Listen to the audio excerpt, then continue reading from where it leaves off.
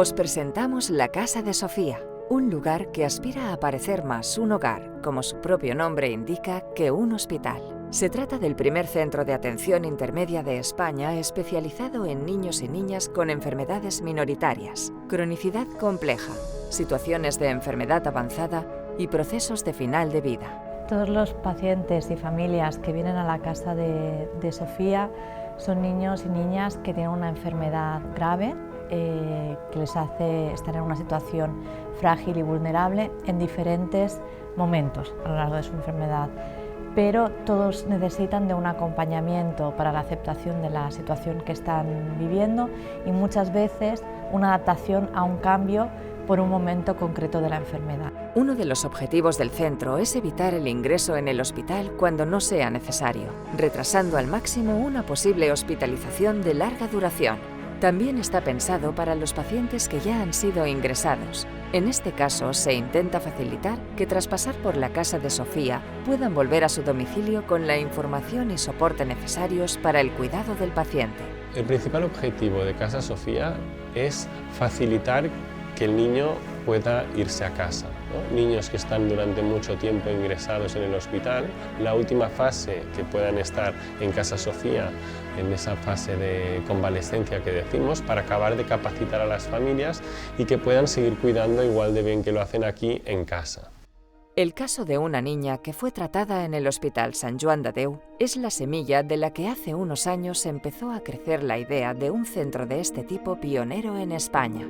La Casa de Sofía lleva el nombre de una joven paciente fallecida en 2017, a los 19 años, por el síndrome de San Filipo, una enfermedad minoritaria degenerativa.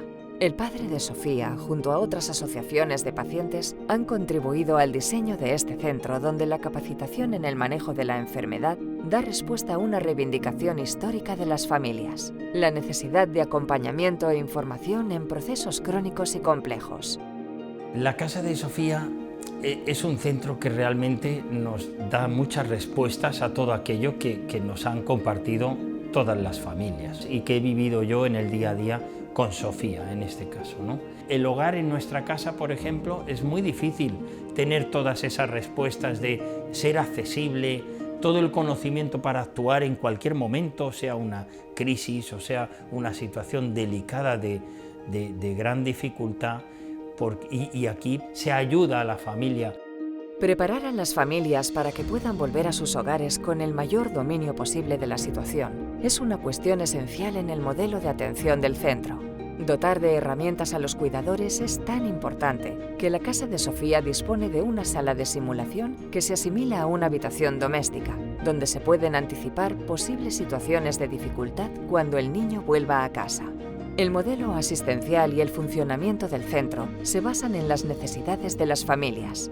La consecuencia es que aquí son los profesionales y los horarios los que se adaptan a cada caso, y no al contrario.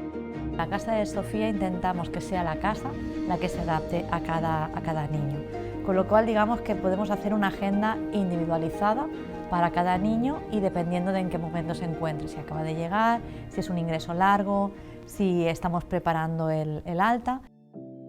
No únicamente la asistencia está pensada dando prioridad al paciente y su familia, los espacios también. La casa tiene 15 habitaciones, algunas de ellas con sus propias especificidades. 4 están pensadas para pacientes que requieren ventilación, 3 para procesos largos o de final de vida, y 2 para facilitar la orientación de los pacientes que la pierden con facilidad, o una para el tratamiento de patología dermatológica severa. La casa dispone también de una sala orientada al descanso, trabajo y alimentación de los familiares. También hay una zona de juegos y hamacas donde los pacientes ingresados pueden cambiar de espacio, realizar actividades lúdicas y relajarse. El patio al cual pueden salir sillas de ruedas e incluso camas, si el paciente desea estar en el exterior, es también un rasgo diferencial. La ambientación, la presencia de mucha luz, la ausencia de barreras arquitectónicas, la preservación de la intimidad y la calma son los buques insignia de la Casa de Sofía.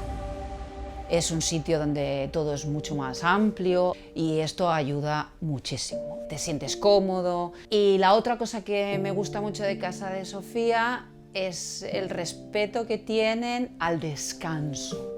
En un hospital estás muy atado a los horarios, a los medicamentos, a las cosas que has de hacer, y en cambio aquí te dejan un poco más de libertad, ¿no? y puedes descansar esas horas a la hora de ir a dormir.